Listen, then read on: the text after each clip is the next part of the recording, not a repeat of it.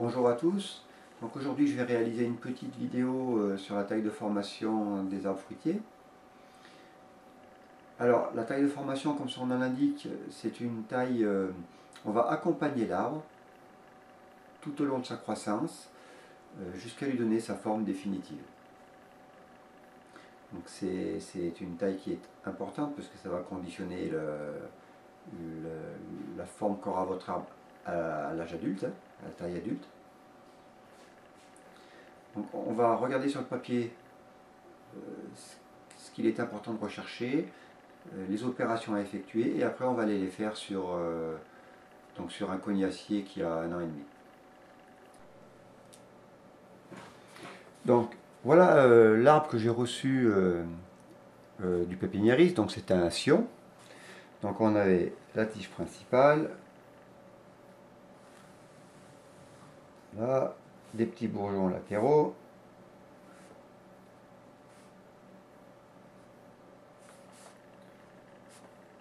le pépiniériste avait déjà taillé ici le bourgeon apical, hein, c'est-à-dire la tige était beaucoup plus haute, il l'a taillé.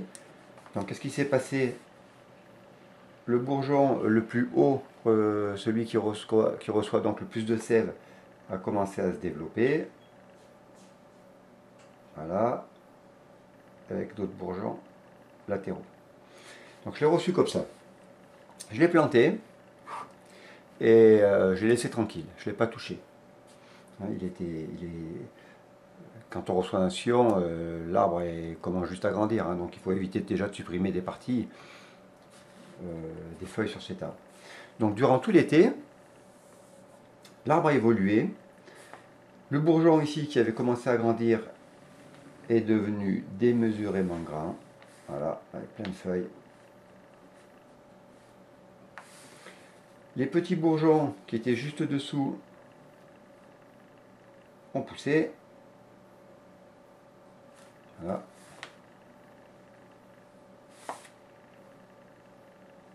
Des petites brindilles.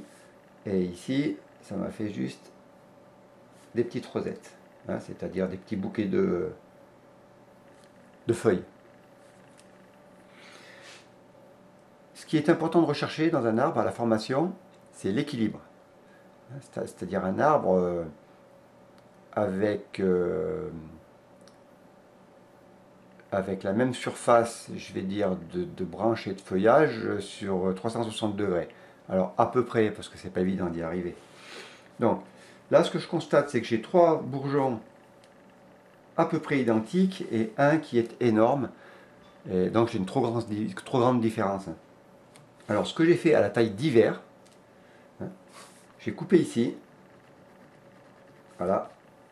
Donc on verra la façon de faire les coupes, tout ça, on y verra à la taille d'hiver. Donc j'ai coupé ici et j'ai gardé ces 3 bourgeons qui vont devenir mes 3 charpentières. Alors si je regarde de dessus, j'ai le tronc, un bourgeon comme ça, un bourgeon comme ça, et un bourgeon comme ça. Et là je m'aperçois qu'ils sont quand même disproportionnés. Hein. Vous voyez, celui-ci est beaucoup plus important, celui-ci un petit peu moins, et celui-ci est assez petit. Donc il va falloir essayer d'équilibrer ces 3 bourgeons. Alors il y a plusieurs solutions. La première, qui n'est pas vraiment une solution parce qu'elle est un petit peu trop radicale, voilà, c'est de faire comme ça, de couper là, de couper là. Sauf que ça affaiblit quand même pas mal les arbres. Déjà que lors de la transplantation, l'arbre a été quand même bien affaibli. Donc on a d'autres moyens d'y parvenir. On va regarder ça ensemble. Voilà, donc je reprends mon arbre avec mes 3 bourgeons.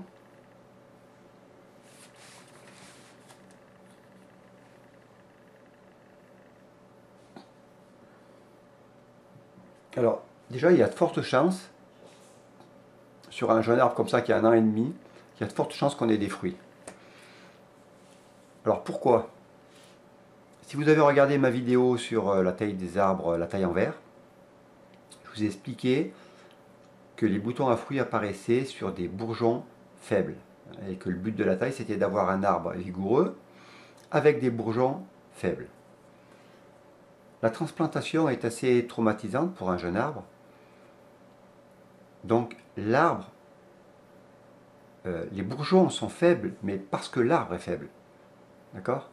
La transplantation l'a affaibli, donc l'arbre est entièrement faible. Donc il n'est pas étonnant, vu que l'arbre est faible, qu'on a des bourgeons faibles, il n'est pas étonnant d'avoir des fruits sur un jeune arbre. Ce qu'il ne faut pas faire, c'est garder tous ces fruits. Hein, moi j'ai un poirier là que j'ai planté pareil il y a 1 an et demi, j'avais peut-être 30 pommes, 30 poires dessus. Bon, il ne faut surtout pas garder ces 30 poires parce que l'arbre nous fait ses poires parce qu'il est faible. Donc si nous on continue à l'affaiblir en gardant une trentaine de poires, il va avoir du mal à partir. Alors ce que je voudrais, c'est retarder la croissance de ce rameau. Alors il y a ce qu'on appelle l'arcure. Donc l'arcure, ça consiste, comme son nom l'indique, à arquer la branche. Pourquoi? La sève circule d'autant plus rapidement et avec force que la brindille est verticale. La sève a toujours une ascension le plus verticale possible. Donc si on arrive à mettre la branche un petit peu à l'horizontale, la sève va tout de suite se ralentir. Donc on va essayer de ralentir la sève dans ce rameau-là, et puis la laisser arriver avec force dans les autres rameaux. Ça va permettre d'équilibrer un petit peu. Alors, l'arcure, comment ça fonctionne? Je reprends mon rameau.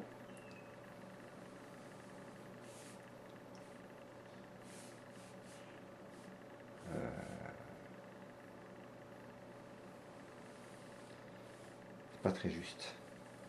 Donc, comment fonctionne l'arcure? Je redessine mon rameau.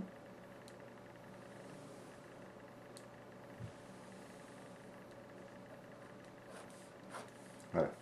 Donc, ma branche qui était bien droite, je vais l'arquer. Hein, je vais l'attacher, lui mettre un lien. Le principe, c'est le suivant. Il faut tout le temps que la pointe du rameau soit la plus haute. Si ici je tire un trait à l'horizontale, le point le plus haut, c'est bien la pointe de mon rameau. On voit très souvent des personnes qui pratiquent l'arcure comme ça.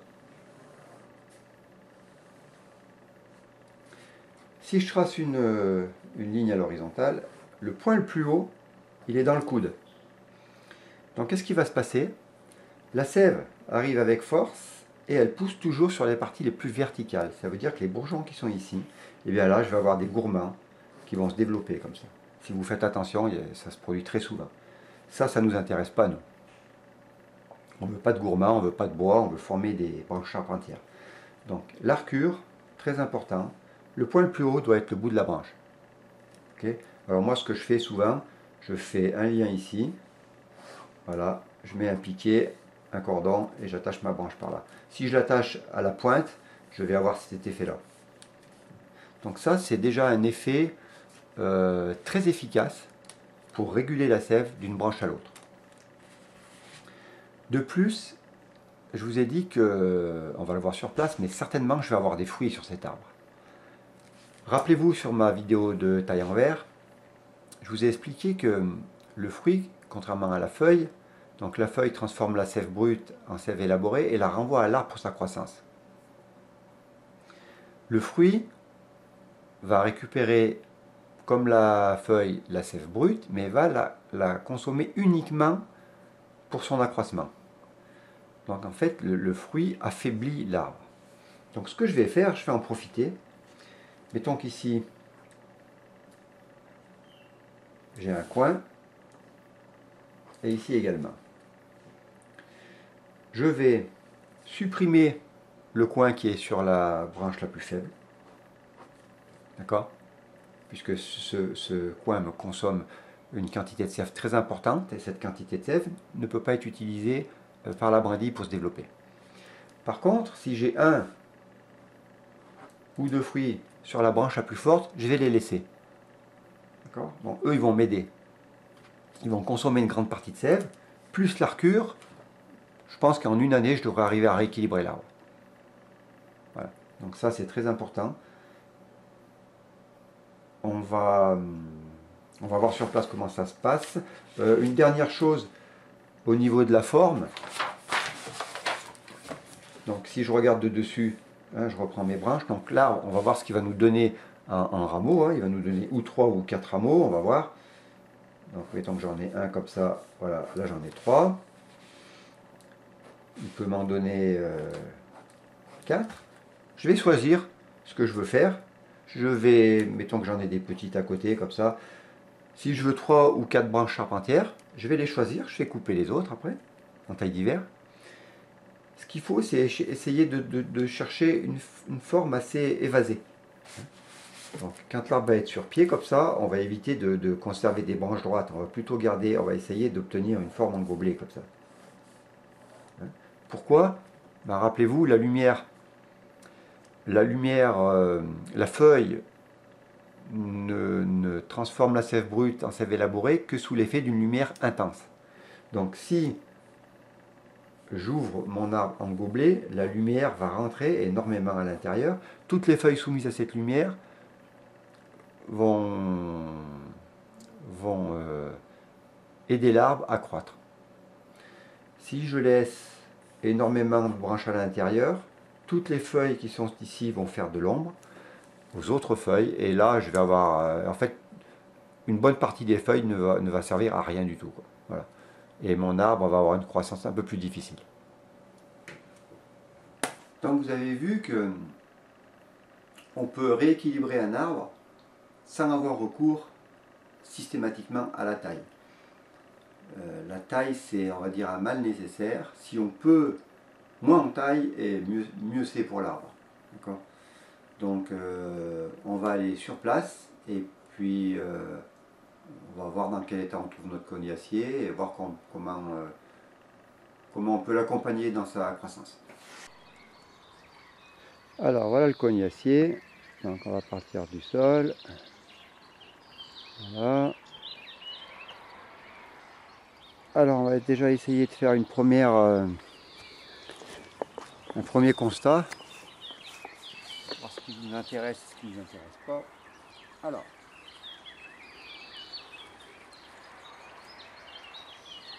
Voilà le tronc. Là on avait dessus un bourgeon très important que j'ai coupé à la taille d'hiver. Et voilà au niveau de la végétation ce qui nous reste. Donc, une branche, un gros bourgeon qui part ici, avec deux ramifications.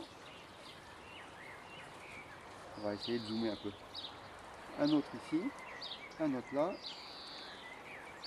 un petit à l'intérieur et un autre sur le côté. Et j'ai un autre bourgeon un peu plus bas. On va essayer d'approcher la caméra. Voilà, j'ai essayé d'approcher un peu la caméra. Donc vous voyez, là il y a la coupe que j'ai faite cet hiver. J'ai pris soin de la nettoyer et de lui passer un mastic cicatrisant. Donc j'ai une branche ici, la plus haute. Un bourgeon, un autre bourgeon. Ah, difficile. Ici. Une petite là, à l'intérieur, qui c'est tous de l'année. Vous voyez, elle est très verte, elle est à herbacée. Donc au mois d'août, elle va prendre une couleur un peu plus couleur bois comme ça. Elle va s'agouter, elle va devenir très dure. Là, elle est très souple. Une autre branche ici. Et une autre plus basse. Voilà. On remarque également qu'on a des fruits. D'accord. Voilà. Donc celle-ci en section est plus importante. Celle-ci est à peu près de même section. Celle-ci est plus faible. Et celle-ci également. Alors, si je regarde de dessus, on aperçoit que c'est pas trop mal. Là, j'en ai une là, une qui part dans ce sens-là, une là, une vers moi et une à droite. Alors, je vais essayer de conserver 4 charpentières. On verra cet hiver comment l'arbre aura travaillé. Donc la petite ici, là, je ne vais pas la garder. Déjà, c'est un bourgeon qui est beaucoup trop faible. Alors, il est ici, donc lui je vais le couper tout de suite. Voilà. Hop là, ça c'est réglé.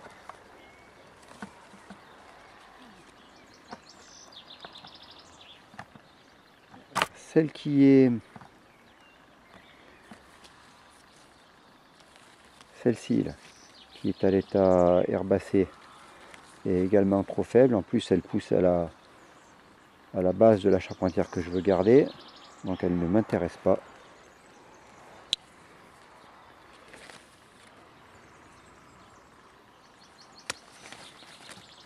Voilà. Donc maintenant, il me reste mes charpentières. Alors on remarque que sur cette charpentière, je vais essayer de bouger la caméra, voilà, sur celle-ci, là, j'ai un rameau qui part complètement à l'intérieur. Ok, donc moi ce rameau, j'en veux pas. Mais ça peut me faire des fruits pour l'année prochaine. Donc on va essayer ici de faire naître des bourgeons à fruits. Donc combien on a de feuilles? 1, 2, 3, 4, 5, 6, 7, 8, 9, 10, 11, 12, 13, 14. On va faire comme le pommier.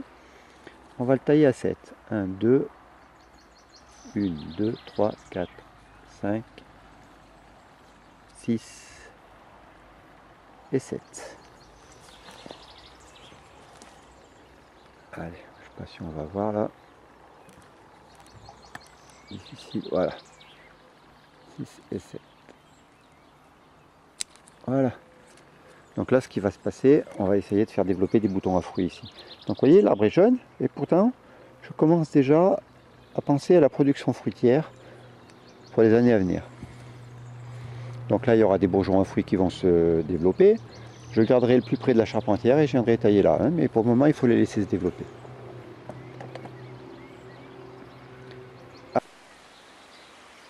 Bon, alors là, il pleut.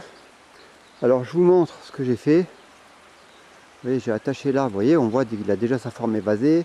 J'ai travaillé l'arcure sur les deux plus gros rameaux que je vais garder en charpentière, celle de droite et celle de gauche. J'ai pris soin, je vais essayer de zoomer un petit peu, de mettre un anneau. Hein, ne venez pas serrer votre branche avec une ficelle, hein, vous allez l'abîmer. J'ai mis la ficelle, un petit piquet de chaque côté. Voilà, et vous voyez, l'arbre, je ne vais plus le toucher jusqu'à cet hiver. On verra sa réaction.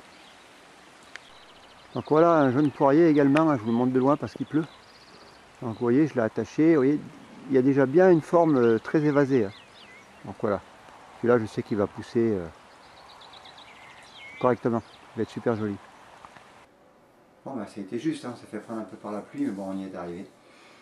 Vous voyez que pour la formation des arbres, plus on s'y prend tôt, et moi notre coupe traumatisante, hein, vous avez vu j'ai coupé 2 brindilles hein, sur le cognacier. 2 brindilles et je sais déjà que l'orientation du charpentier va être bonne. Et avec l'arcure, avec le fait d'avoir imprimé l'arcure sur les 2 branches les plus volumineuses et d'avoir supprimé les fruits sur les branches les plus faibles, voilà, je pense que l'équilibrage va se faire naturellement assez rapidement. Eh bien écoutez, j'espère que cette vidéo vous aura plu et puis je l'espère à bientôt.